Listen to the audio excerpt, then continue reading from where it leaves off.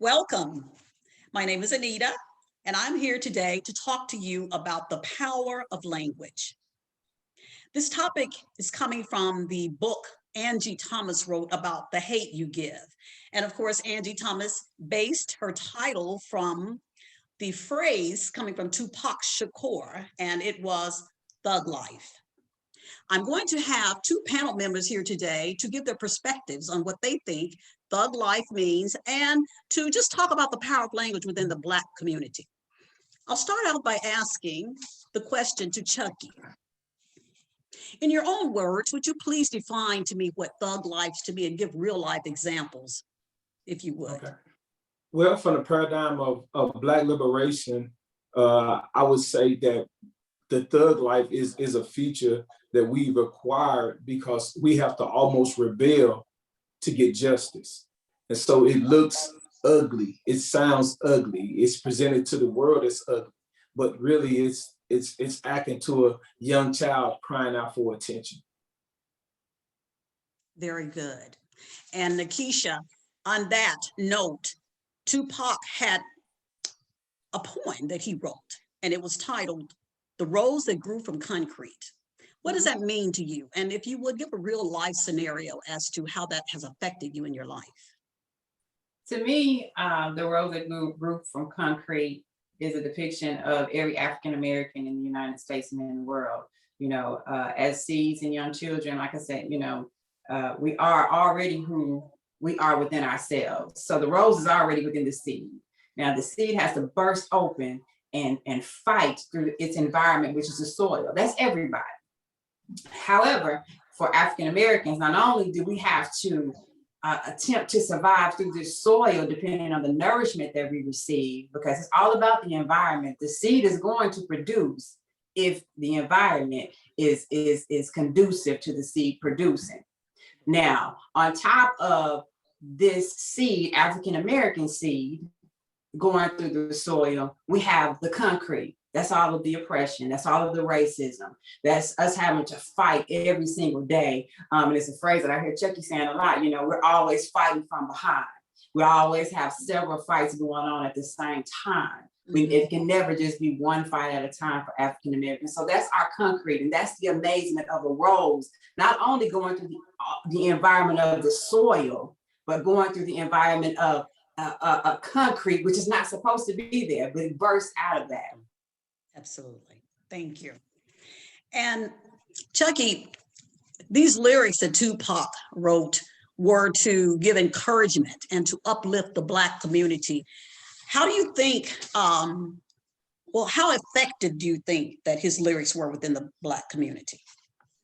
I think Tupac's lyrics were very effective. When you look at his background, when you understand where he comes from and what he represents, what his family demonstrated, then it's just a no-brainer. And I think one of the songs that he dropped, "White Man's World," really reminded Black people of our experience in here. And also he invites us to listen to it, man. He has a little skit in there from Minister Farrakhan.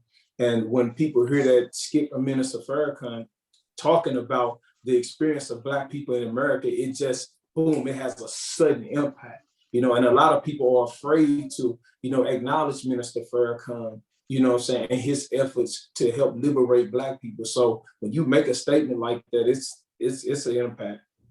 Now, did Farrakhan have, was he was he with the Black Panthers, or is that something different?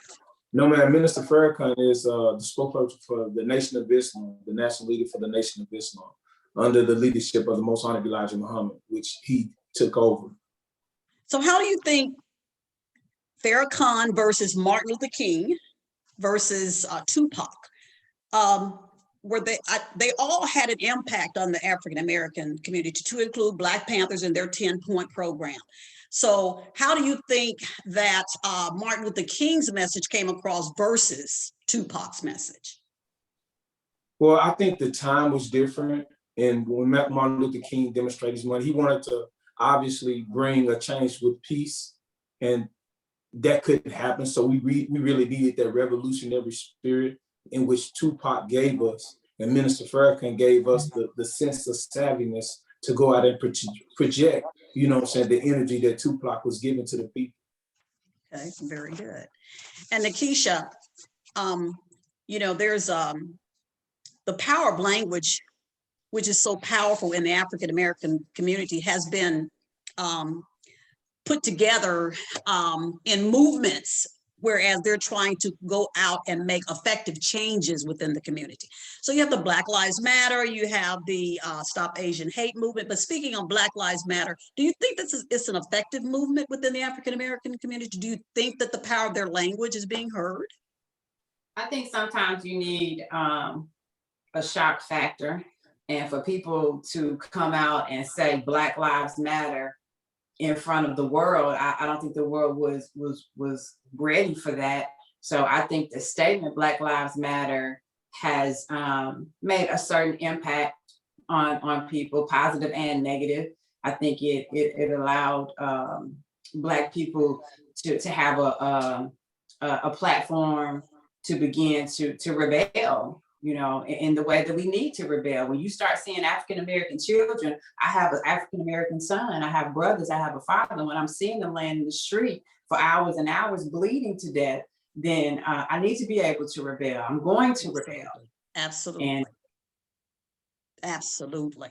And I also want to reiterate, at one point during the COVID-19 a pandemic, our former President Donald Trump spoke up and said that this virus came from China. And I think he may have made the phrase, the statement that it was a China virus. And so this prompted hate for Asian Americans, and which prompted the Stop Asian Hate movement. And I think that at this particular point, it could actually be effective within the Asian community. And it does parallel somewhat to Black Lives Movement, because it is using their voices to speak out, as we are talking about today, the power of language. And in conclusion today, you know, when we're talking about unity is what we need to focus on. You know, in the African-American community, we need to focus on unity. And in doing so, you know, we have these organizations that are trying to bring about a change so that white America will understand that oppression is real. Oppression within the African-American community has not gone away. It started with enslavement. It moved on to Jim Crow segregation laws. It is also today showcased in subtly with systemic racism, you know, police brutality. We have mass incarcerations.